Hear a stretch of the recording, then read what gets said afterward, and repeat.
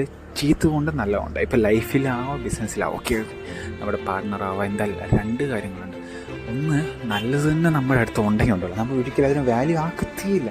അതിന് നമ്മുടെ ഇതിന് വിട്ടു പോയിട്ട് അതേ സ്ഥാനത്ത് ചീത്ത നമ്മൾ it means bad things. Means നല്ലൊരു പാർട്ട്ണറുണ്ട്, പക്ഷെ നമ്മൾ ഒരിക്കലും അതിനെ വാല്യൂ ചെയ്യാൻ പറ്റില്ല. കാരണം അവർ പോയി വിട്ടുപോയി, അത് കഴിഞ്ഞിട്ട് ബാഡ് ഓർമ്മ നോക്കുന്നു, അന്ന് നമുക്ക് അവരുടെ വാല്യൂ മനസ്സിലാവും. കാരണം അവരെന്താ അല്ലെങ്കിൽ ആദ്യം നമ്മളിൽ ഒരു ബാഡ് തിങ്ക് ഉണ്ടായി, ബാഡ് ഒരു പാർട്ട്ണർ ഉണ്ടാകും, പിന്നെ നല്ലൊരാൾ വന്നു, അപ്പം നമുക്ക് മനസ്സിലാവും ഡിഫറൻസ്. അതേ രീതിയാണ് ബിസിനസ്സിലാവണം. ചില പാർട്ട്നേഴ്സ് ആവാം, ചില ഐഡിയാസ് ആവാം.